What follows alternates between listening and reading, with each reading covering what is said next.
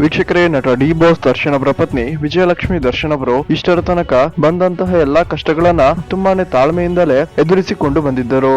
ಆದ್ರೆ ನಿನ್ನೆ ನಡೆದಂತಹ ಆ ಒಂದು ಘಟನೆ ವಿಜಯಲಕ್ಷ್ಮಿ ದರ್ಶನ್ ಅವರು ಗರಂ ಆಗುವಂತೆ ಮಾಡಿದ್ದು.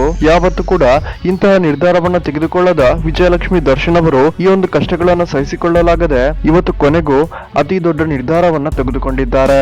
ಹೌದು ವೀಕ್ಷಕರೇ, ದರ್ಶನ್ ಮತ್ತು ಪವಿತ್ರ ಗೌಡ ಮದುವೆ ಆಗಿರುವಂತಹ ಆ ಒಂದು ಫೋಟೋಸ್ಗಳು ಮಾಧ್ಯಮಗಳ ಮೂಲಕ ಸಾರ್ವಜನಿಕವಾಗಿ ಲೀಕ್ ಆಗಿತ್ತು.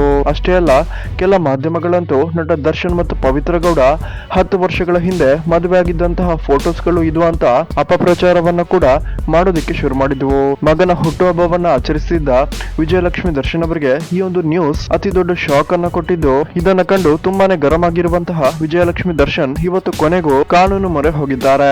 ನಟ ದರ್ಶನ್ ಮತ್ತು ಪವಿತ್ರ ಗೌಡ ಆ ಒಂದು ಫೋಟೋಸ್ ಗಳನ್ನ ಲೀಕ್ ಮಾಡಿದಂತಹ ಕೋರ್ಟ್ ನಲ್ಲಿ ಕೆಲಸ ಮಾಡ್ತಿರುವವರ ಮೇಲೆ ಆಕ್ಷನ್ ಅನ್ನು ತೆಗೆದುಕೊಳ್ಬೇಕು ಅಂತ ಹೇಳಿ ಕಾನೂನು ಪ್ರಾಧಿಕಾರಕ್ಕೆ ವಿಜಯಲಕ್ಷ್ಮಿ ದರ್ಶನ್ ಅವರು ದೂರು ಕೊಟ್ಟಿದ್ದಾರೆ ಮತ್ತು ಕೆಲ ಪ್ರತಿಷ್ಠಿತ ಮಾಧ್ಯಮಗಳ ಮೇಲೆ ಮಾನನಷ್ಟ ಮೊಕದ್ದಮೆಯನ್ನ ಕೂಡ ಹೂಡಿದ್ದಾರೆ. ಸೊ ವೀಕ್ಷಕರೇ, ಯಾರಿಗೆಲ್ಲ ವಿಜಯಲಕ್ಷ್ಮಿ ದರ್ಶನ್ ಅವರು ಮಾಡಿದ್ದು ಸರಿ ಅಂತ ಅನಿಸುತ್ತೆ ಈ ವಿಡಿಯೋಗೊಂದು ಲೈಕ್ ಮಾಡಿ ಮತ್ತು ಇದರ ಬಗ್ಗೆ ನಿಮ್ಮ ಅನಿಸಿಕೆಯನ್ನ ಕಮೆಂಟ್ ಮಾಡಿ ತಿಳಿಸಿ.